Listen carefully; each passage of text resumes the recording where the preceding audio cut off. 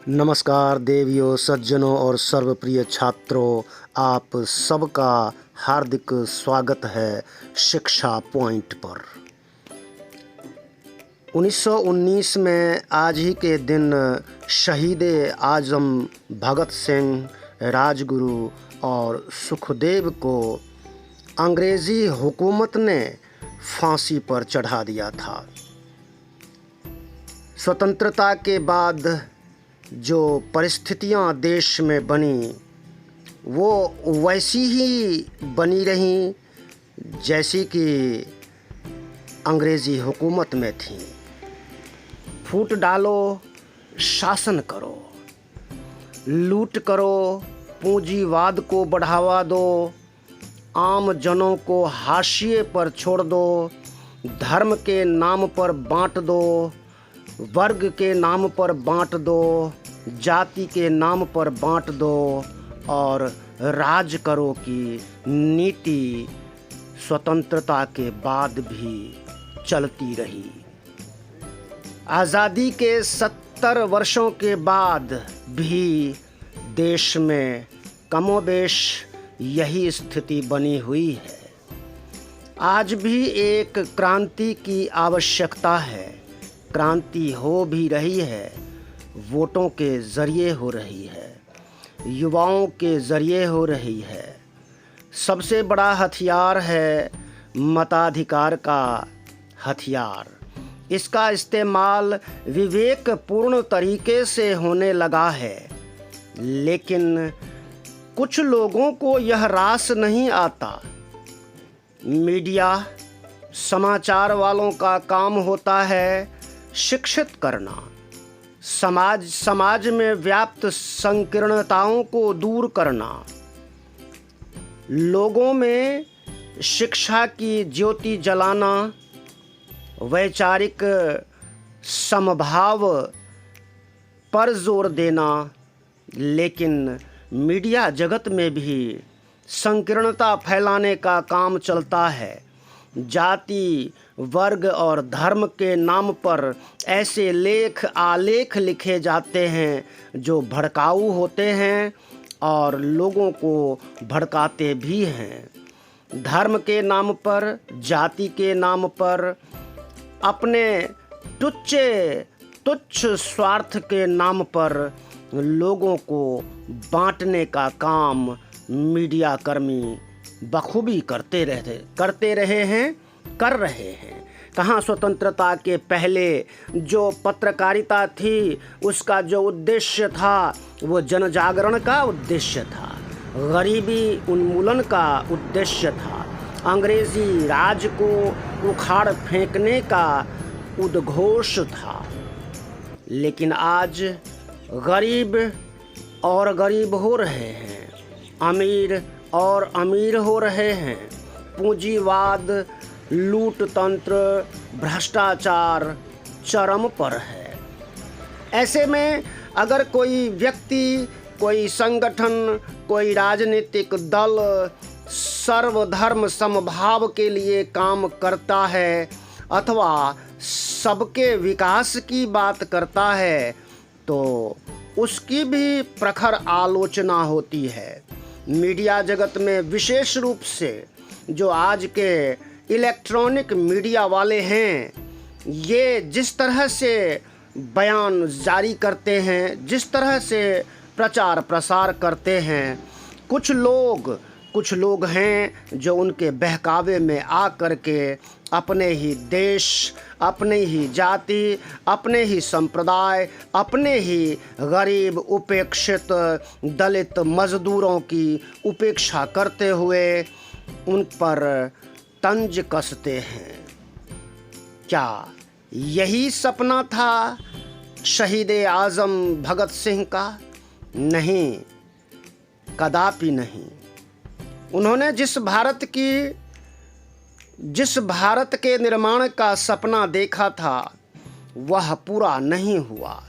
हमारे स्वतंत्रता के सेनानियों ने, क्रांतिकारियों ने, बलिदानियों ने जो सपने देखे थे वे सपने पूरे होते हुए नहीं दिखाई देते। इसका एकमात्र कारण है और वह कारण है बांटने की राजनीति, अपने स्वार्थ को ऊपर रखने की राजनीति, सत्ता पर काबिज रहने की राजनीति।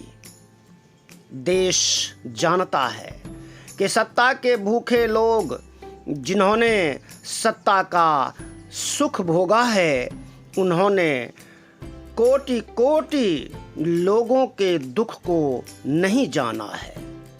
अगर ऐसा होता तो भारत में संसाधनों की कोई कमी कभी नहीं थी, आज भी नहीं है, लेकिन संसाधनों पर कुछ ही लोगों का कब्जा होकर रह गया है।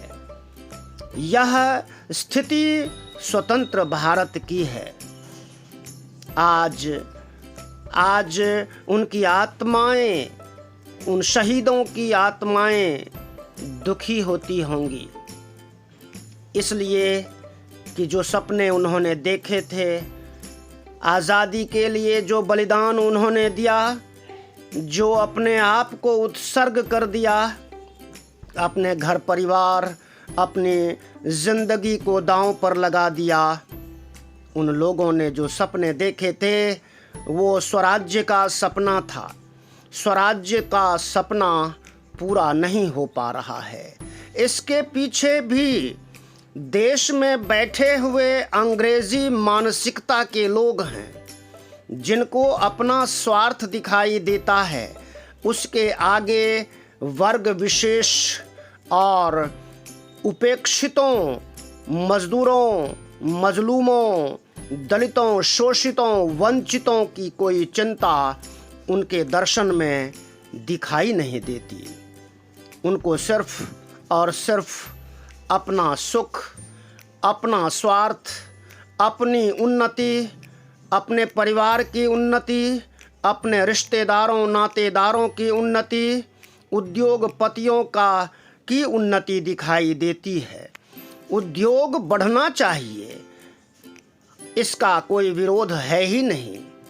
उद्योग बढ़ेंगे तो रोजगार बढ़ेंगे, रोजगार बढ़ेंगे लोग सुखी होंगे। लेकिन उद्योग बढ़ने के पीछे केवल और केवल पूंजीवाद है, और पूंजी को बढ़ाना और आम लोग जिनसे वो पूंजी बढ़ती है, उन लोगों के परिवारों की उपेक्षा करते रहना, भरपेट दाना भी न देना और उपेक्षित रखना। क्या यही सपना था?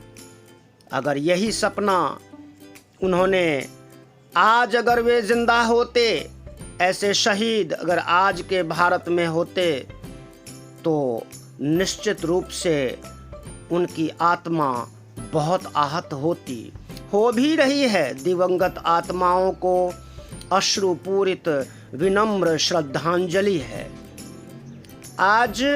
आज हम उन्हें याद कर लेते हैं, सिर्फ याद कर लेते हैं, लेकिन उनके विचारों का, उनकी अवधारणाओं का पालन नहीं करते, उन पर विचार नहीं करते, केवल अपना स्वार्थ देखते हैं। आम जनों में भी यही स्थिति बनी हुई है।